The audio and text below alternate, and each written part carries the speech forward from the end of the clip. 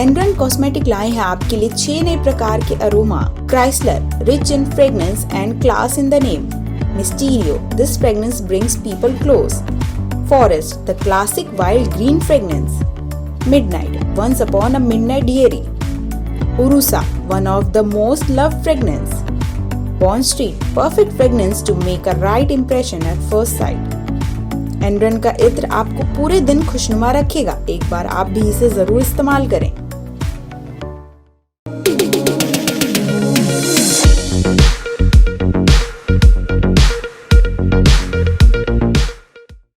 नमस्कार, मैं शामिन गार्डनर और आप देख रहे हैं समय भारत 24/7। वर्ष 2021 में देश विदेश में हुई कुछ खास घटनाएं देखिए हमारी इस खास रिपोर्ट में।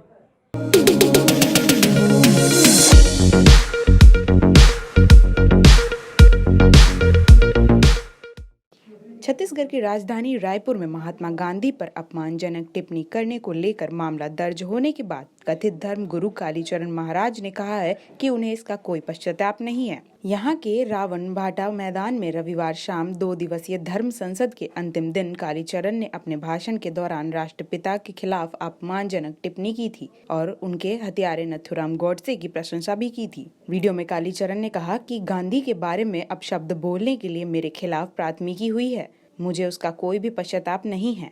उन्होंने कहा कि मैं गांधी को राष्ट्रपिता नहीं मानता हूं। यदि सच बोलने की सजा मृत्यु है तो मुझे स्वीकार है। कालीचरण ने धर्म संसद में गांधी की हत्या करने वाले नथुराम गॉडसे की सराहना करते हुए उनके बारे में अच्छी बातें कही थी और साथ ही महात्मा गांधी के बारे में अपमानजनक बातें की थी।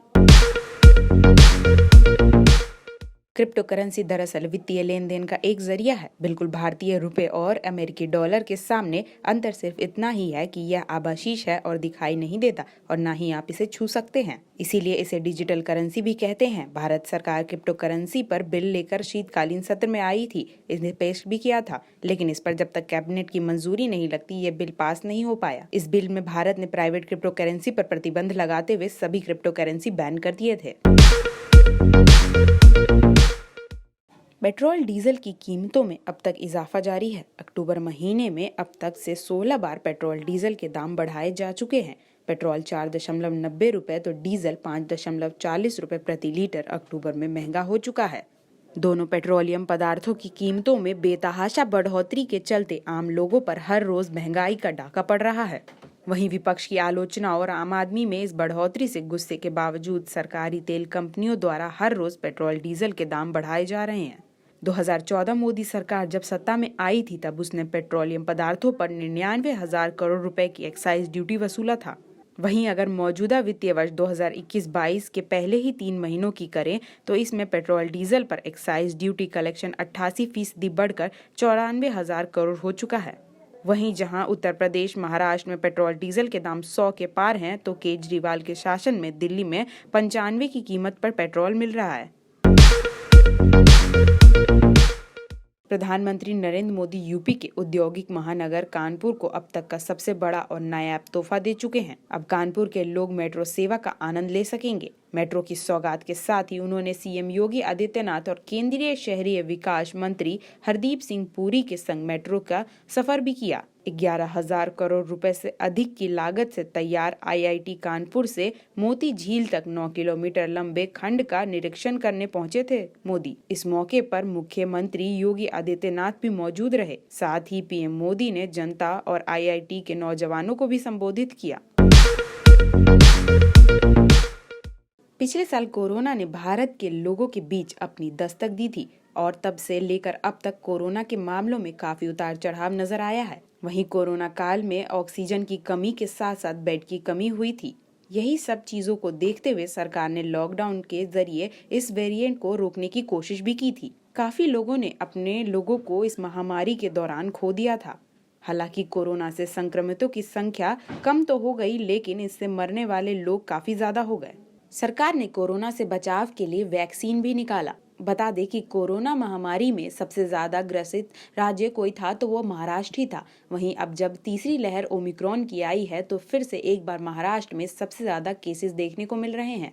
सरकार फिर से एक बार कमर कस चुकी है और लॉकडाउन लगाने की तैयारी कर रही है। अब बात यह उठती है कि क्या सरकार चुनाव के चलते लॉकडाउन लगाएगी या फिर चुनाव होने के बाद लॉकडाउन लगेगा। 8 दिसंबर 2021 को देश ने एक अपना वीर बहादुर खो दिया।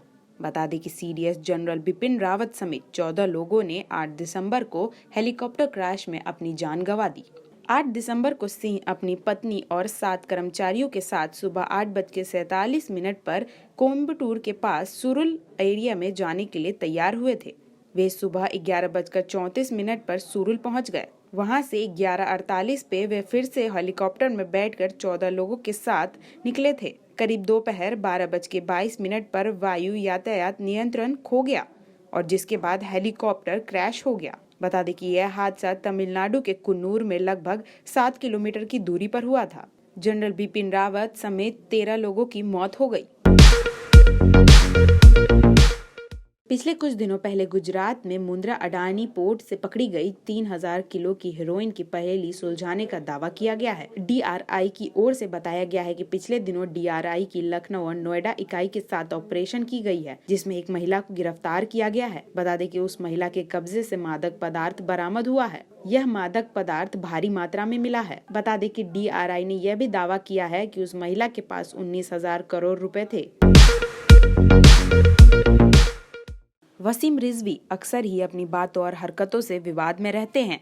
कुछ दिनों पहले ही वसीम रिजवी ने कुरान की कथित रूप से विवादित 36 आयतों को हटाने के लिए कुछ मांगे की थी, जिसके बाद कोर्ट ने इसे खारिज कर दिया और उन पर 50,000 रुपए का जुर्माना भी लगाया था। विवादों से बचने के लिए वसीम रिजवी ने इस्लाम छोड़कर हिंदू धर्म अपना लिया। गाजियाबाद स्थित डासना देवी मंदिर में इन्होंने अपना धर्म परिवर्तन किया। इस मौके पर यति नरसिम्हानंद सरस्वती ने कहा कि हम वसीम रिजवी के साथ हैं। वसीम रिजवी त्यागी है। उन्होंने बताया कि रिजवी का नाम अब जितेंद्र नारायण सिंह त्यागी हो गया है।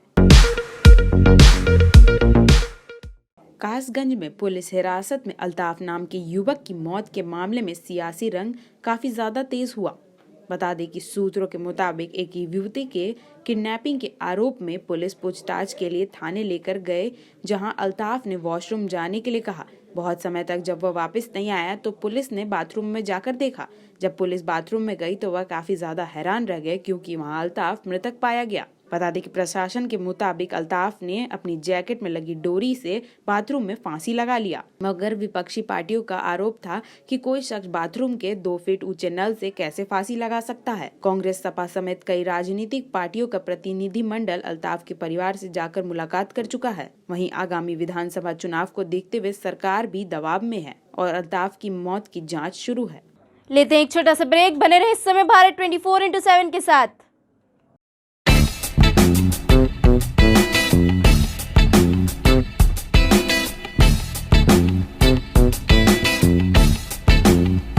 छोटा ही सही लेकिन खूबसूरत हो आपका आशियाना, तो नए टेक्निक्स और डिजाइन्स का इस्तेमाल करके आप अपने घर को बेहद ही खूबसूरत और आकर्षक बनवा सकते हैं।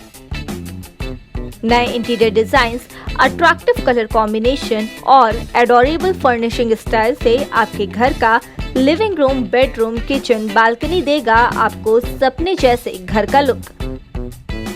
आप नहीं होना चाहते हैं अपने घर से बोर, तो कांटेक्ट कीजिए 9315138474 पर या फिर 9717378629 पर। वेबसाइट है www.citywide.co.in।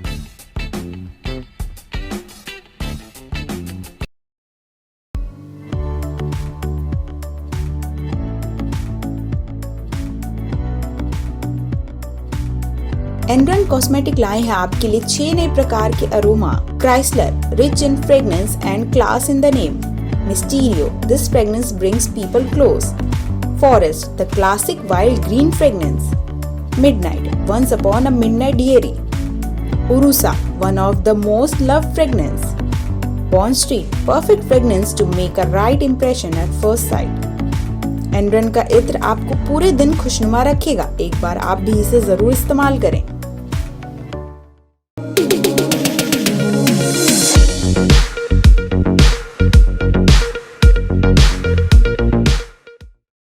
ब्रेक के बाद आपका स्वागत है। चलिए नजर डालते हैं अंतर्राष्ट्रीय खबरों के ऊपर।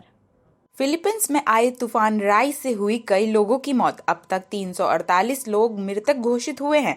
वहीं बता दें कि इस तूफान ने 13 और 17 दिसंबर को फिलीपींस के दक्षिणी और सेंटर के इलाकों में कोहराम मचाया था। तूफान के साथ साथ कई खतरनाक बाढ़ भी आए थे। वहीं सिविल डिफेंस ने बताया कि करीब 430 शहर तबाह हो गए थे। बता दें कि अभी तक 3 लाख से ज्यादा लोग इस तूफान के चक्कर में कैंप में रह रहे हैं, तो वहीं 2 लाख लोग अपने टूटे हुए घर में अपना गुजारा कर रहे हैं। पैलेस्टीन और इजराइल के बीच विवाद एक हफ्ते या एक महीने पुराना नहीं था, बल्कि यह झगड़ा करीब 100 साल पुराना था और इस झगड़े की जड़ थी सिर्फ एक शहर और धर्म। आतंकवादी संगठन हमास के कब्जे वाले गाजा शहर में इजराइल ने एयर स्ट्राइक करा था, जिसके जवाब में पैलेस्टीन ने भी काफी सारे एयर स्ट्राइक कराए थे। बता दें कि इसको लेकर भारत देश में भी काफी ज्यादा चर्चाएं हुई थी। कुछ लोग पैलेस्टीन के सपोर्ट में थे तो कुछ इजराइल के। ये साल अफगानिस्तान के लिए बहुत मुश्किल रहा है, क्योंकि तालिबान संगठन ने पूरे अफगानिस्तान पर कब्जा कर लिया था। कहा जा रहा था कि अफगानिस्तान के लगभग 80% बॉर्डर तालिबान के हाथ में है। आपको बता दें कि तालिबान इस वक्त अपनी पूरी ताकत में है और कहा जाता है कि उसामा बिन लादेन को 2011 में छुपाने में तालिबान का ही हाथ था। वहीं जो बाइडेन के अमेरिका में इलेक्शन जीतने के बाद उन्होंने फैसला किया है कि अब वे अपनी पूरी ट्रूप्स को अफगानिस्तान से बुला लेंगे, क्योंकि उनका मानना है कि उनके इस पे काफी ज्यादा पैसे खर्च हो रहे हैं। इस साल कोरोना का नया वेरिएंट आया सामने। वहीं बता दें कि WHO ने बताया कि यह वेरिएंट पिछले वेरिएंट से काफी ज्यादा खतरनाक है। इस वेरिएंट की शुरुआत दक्षिणी अफ्रीका से हुई थी और देखते देखते ये पूरी दुनिया भर में तेजी से फैलना शुरू हो गया। इस वेरिएंट की शुरुआत होते ही थाईलैंड में करीब 700 केस मिले, वहीं दक्षिण अफ्रीका में 500 और जापान में 200 केस सामने आए थे। WHO ने बताया कि ये वेरिएंट ज्यादा जल्दी लोगों में फैलता है। वहीं WHO ने यह भी बताया कि इस वेरिएंट का पिछले वेरिएंट से म्यूटेशन काफी ज्यादा तेज है और ये बहुत ही ज्यादा जानलेवा भी है। UAE में गैर मुसलमानों की शादी के लिए मिला लाइसेंस। अपने क्षेत्रीय पदाधिकारियों के साथ तहत बनाने के लिए यह कदम उठाया गया है। बता दें कि कट्टरवादियों से उदारता आया और उसने UAE अबू धाबी में अपनी शादी की, जिसके बाद से यह कानून बना है। गैर मुसलमानों की तरह शादी भी रचाई जा सकती है। अब गैर मुसलमानों के लिए नए अदालत और नए कानून भी बनाए गए हैं। नए सिविल कानून के मुताबिक शादी करने, तलाक देने और बच्चे की साझा देखभाल हासिल करने के लिए आधिकारिक बनाया जाएगा। गैर मुसलमानों के लिए पूरी तरीके से नए सिविल कानून लाए गए हैं। उपभोक्ताओं ने गूगल पर इंटरनेट के इस्तेमाल को ट्रैक करके उनकी गोपनीयता पर अवैध रूप से आक्रमण करने का आरोप लगाया था। बता दें कि गूगल CEO सुंदर पिचई से इस बात को लेकर पूछताछ भी हुई थी।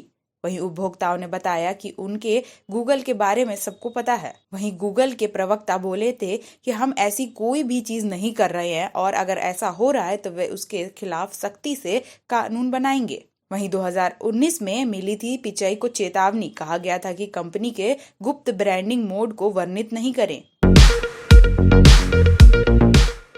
पूरे विश्व में फैल रहे कोरोना के नए वेरिएंट ओमिक्रॉन में अब पाकिस्तान भी आ चुका है। पिछले सालों में PM इमरान खान द्वारा लगाए गए सभी नियम असफल रहे हैं। बता दें कि पाकिस्तान की आवश्यकताओं पर नजर रखने वाले पर्यवेक्षकों के मुताबिक अब स्थिति काफी ज्यादा चिंताजनक है। इसी बीच जानकारों ने पाकिस्तान के आर्थिक आंकड़ों को लेकर भी सवाल उठाए हैं। उन्होंने ध्यान दिलाया है कि पाकिस्तान शाखा और स्टेट बैंक पाकिस्तान शाखा में काफी ज्यादा फर्क है।